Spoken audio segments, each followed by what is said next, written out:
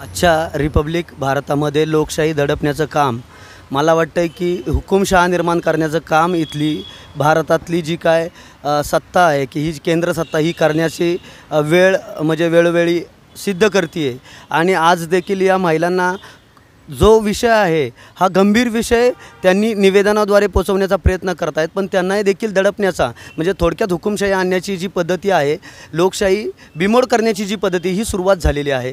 बाबासाहेब म्हणतात की बाबा लोकशाही राबवणारे हात जर नालायक असतील तर ही लोकशाही कशा स्वरूपाची आपण राबवली पाहिजे, त्यातला एक भाग म्हणून हे जे काय अधीक्षक आहेत ह्या चुकीच्या पद्धतीनंच यांच्यावर दडपशाहीनं कारवाई करत आहेत। हम आज विक्रम सर के पास गए।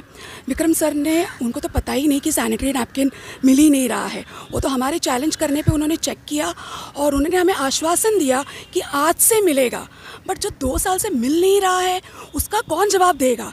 जो नुकसान पहुंच गया है बच्चों को, और हमने ये आवाज़ उठाया, उस कारण उनके सिक्योरिटी गार्ड ने हमको ये पुलिस स्टेशन में डिटेन किया है और हमारे ऊपर झूठा केस लगाया गया है कि उनकी गाड़ी को हमने तोड़ा है, उनके झंडे को हमने तोड़ा है, जो ऐसा कुछ भी नहीं हुआ है। ओके, तो ऐसा क्यों हो रहा है? मतलब कोई आवाज़ उठाना ही नहीं चाहिए?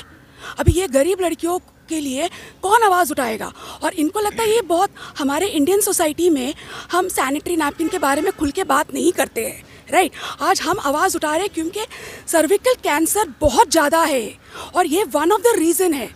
अगर हमने कपड़े यूज़ किए, गरीब लड़कियों के पास पैसे नहीं है क्योंकि सैनिटरी नैपकिन जाके ख़रीदने के लिए, ये कपड़े यूज़ करते हैं बार बार और जिससे उनको एचपीवी हो सकता है। ओके, एचपीवी से सर्विकल कैंसर होने के बहुत ज़्यादा चांसेस है। इसका जवाब कौन देगा?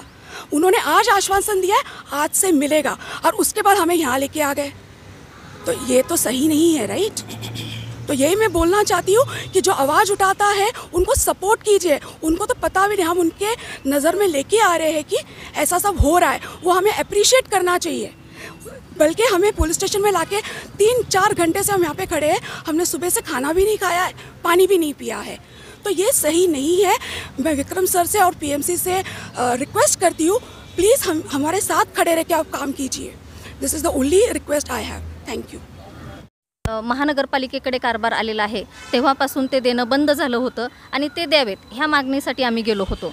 परंतु अनेक वेळेला निवेदन घेण्यासाठी वेळ नाकारल्यामुळे आम्हाला नाईलाजासत्त्व आजही तीच परिस्थिती झाल्यामुळे आयुक्त साहेबांच्या गाडीच्या काचेला आम्ही ते सॅनिटरी पॅड जे होते आमच्याकडं ते आम्ही चिटकवले आणि ते चिटकून आम्ही ते आयुक्त साहेबांपर्यंत पोहोचवण्याची कृती केली की जेणेकरून आमचा आवाज, आमचं निवेदन, आमचं म्हणणं त्यांच्यापर्यंत पोचलंच जात नव्हतं, तर मग ते कुठल्या प्रकारे पोचवायचं म्हणून ती कृती केली, जी काही वाईट कृती नव्हती किंवा कुणाला धक्का पोचणारी, नुकसान करणारी अशी कृती नव्हती।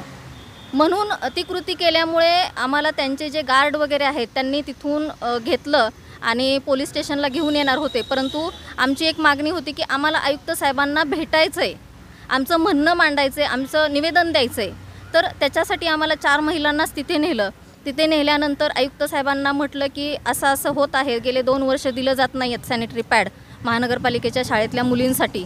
तर त्यांनी ते काहीच माहिती नव्हतं त्यांना की ते पोचले जात आहेत का नाही। त्यांनी अगोदर तर रागारागाने बोलायला सुरुवात केली, नंतर आमच्या एका ताईंनी सांगितलं की तुम्ही चेक करा की खरीच परिस्थिती काय आहे, कारण आम्ही चेक करून आलो आहे, तुम्ही चेक करा। त्यांनी चेक केल्यानंतर त्यांच्या कॉन्ट्रॅक्टदारांनी सांगितलं की नाही दिलेत, आपण देऊ।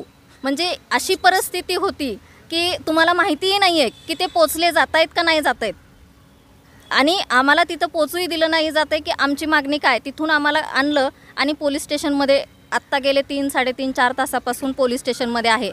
तर एखाद्या चांगल्या गोष्टीसाठी मागणीसाठी गेल्यानंतर अशी दडपशाही करणं किंवा असा प्रकारे वागणूक देणं हे कितपत योग्य आहे? कारण देशामध्ये आपले पंतप्रधान म्हणतात, केंद्र म्हणतं, राज्य म्हणतं बेटी बचाओ बेटी पढाओ, मग बेटीला आरोग्य नाही आहे का?